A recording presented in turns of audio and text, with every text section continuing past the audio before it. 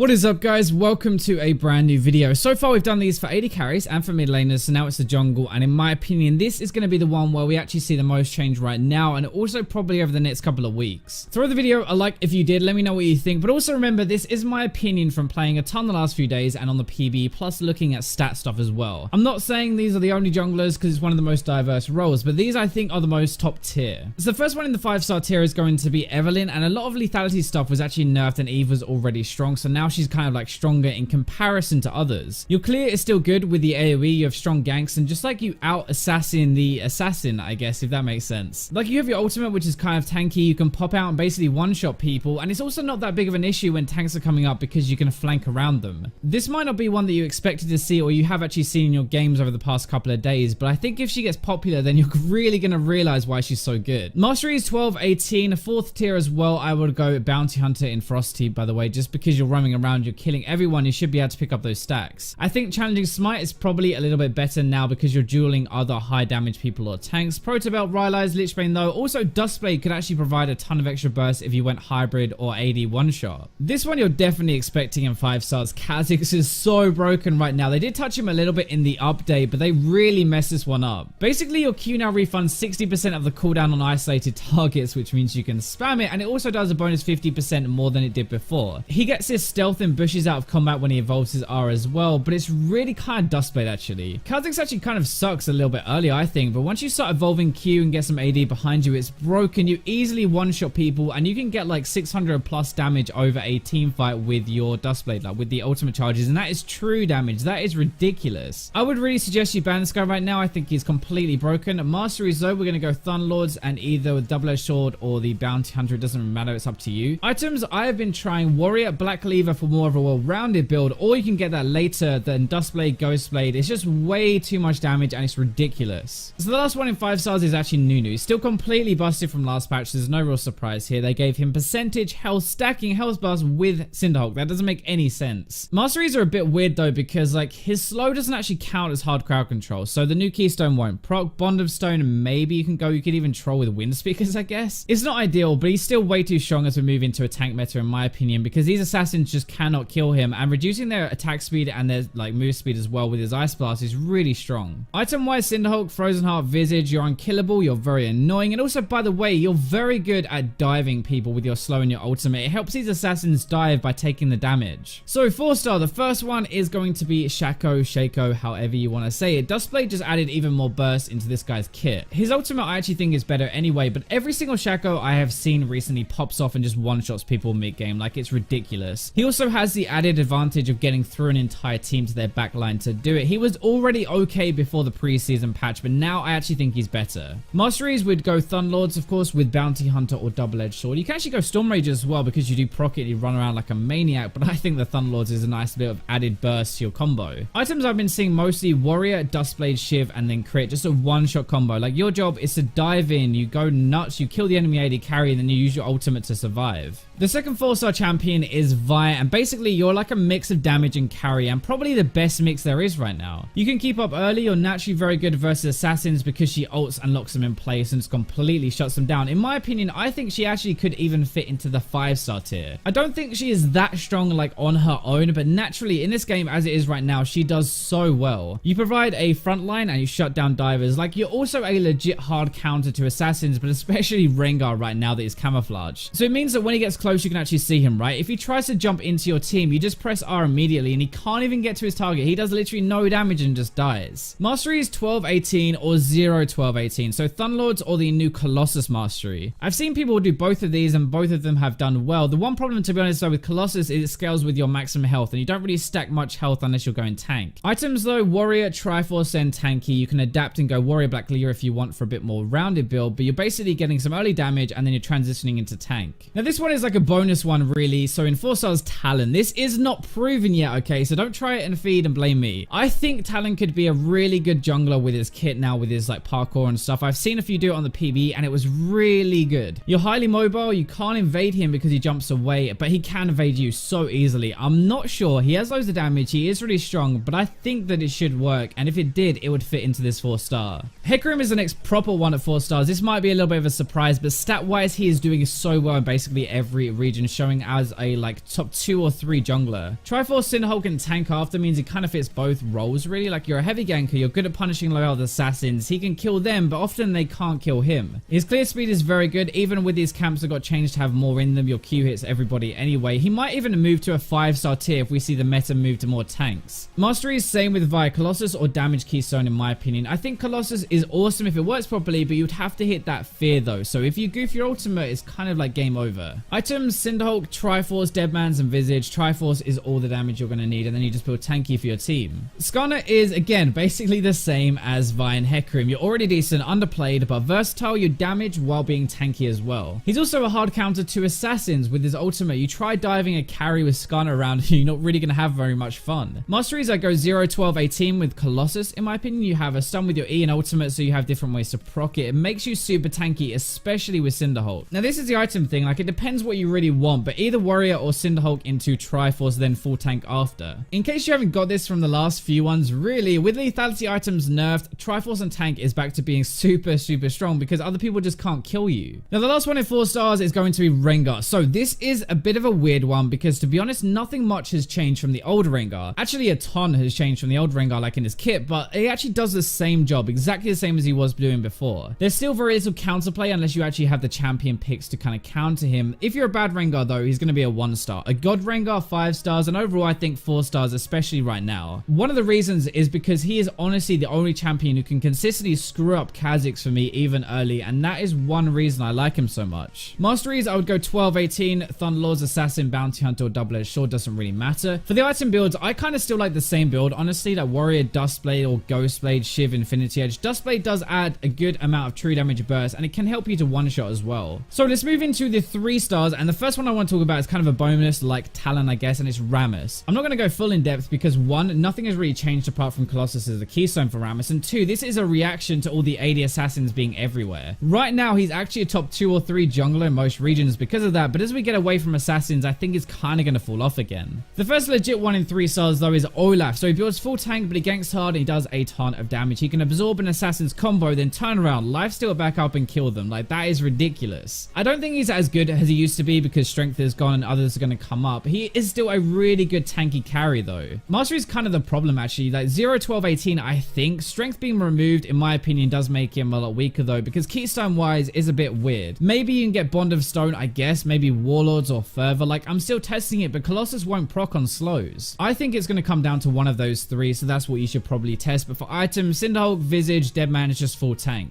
Zac is another one that's hard to rank because he's 24/7 banned at the moment, and I haven't really seen him for a long time. Maybe he would be 4 stars, but I think it's safer to put him here for now. But you do still have the long range engage and crowd control, which means you can deal with assassins and kind of camp them early while they're weak. It's also really hard to one-shot, right, with an assassin because Zac has his passive, and it's even more troll with a Guardian Angel. Masteries, Colossus seems super good on him. You engage on the entire enemy team and get like a 2k health shield. That's pretty nuts. Items, same as before. Cinderhulk, Visage, Randuin's more damage if you want it, but it's up to you. So Elise is going to be in 3 stars because with lethality kind of sucking some ass for junglers and assassins everywhere, welcome back to Elise, who can deal with both tanks and assassins. You can actually one-shot assassins like if you catch them, and Leandra is going to help you versus tanks as well. You're a really solid AP carry jungler for now. Masteries, I would go Thunderlords at the moment. In my opinion, it's going to be better now. You engage from range with Cocoon anyway, so Colossus is kind of useless. Items will be the same though. Runic Echoes, Proto Belt, Rylai's Abyssal, just pretty much whatever you need for the game. Amumu is one that I wanted to stick a little bit higher actually, but he can just get out-ganked, out-farmed, invaded, and cry all game. As far as like abuses of the new Colossus goes though, Amumu is probably one of the best junglers at least. He does a lot of damage, he has loads of crowd control, he engages, gets a massive shield. Like, it's hard to be an assassin and kill stuff if Amumu stuns you multiple times. Mastery is definitely Colossus, it's so good on him, and items personally, I think you might actually want to go Cinderhulk now into like an Abyssal, Frozen Heart, and Rylai's. I don't think full tank is like what you really need, but Runic Echoes is really risky. It doesn't really synergize with the Colossus keystone either, so sometimes you gotta risk it though, so it's up to you. Sejuani is very similar to Amumu. Basically, you're like on a boar instead of a mummy. It's kind of the same champion. You have really solid engage and crowd control. You don't die, you do damage, you abuse Colossus as well, but the advantage over some others is you can legit build full tank and still do damage. If you're against a full AD team, that's all you have to do and you're still going to be able to kill them. It's kind of ridiculous. Masteries, Colossus is overpowered. Let's pick up that again. And items, Cinderhulk, Deadman's Visage, just whatever you are playing against. So finally, let's move on to 2 stars. So these are going to be, can be good, but they can also suck. I guess that's how we're going to phrase this. Graves, in my opinion, there are better choices right now for an AD carry jungler. Shaco, Rengar, Kha'Zix, I think all do a better job. I know Graves ganks and stuff and he does a lot of damage, but he's kind of more of like a power farmer than do work in a fights jungler. He's like good and still strong, but I think the game right now is looking for more gank heavy and burst. He definitely took a hit with the new lethality as well. Masteries, I would go Thunderlords with Bounty Hunter like right in the fights. I don't know about double-edged sword really because you are just right at the front. Items, we could see the traditional build of like Warrior, Ghostblade, Phantom Dancer, Moore and stuff. Moore I think actually is better on him, but Dustblade would also be really good.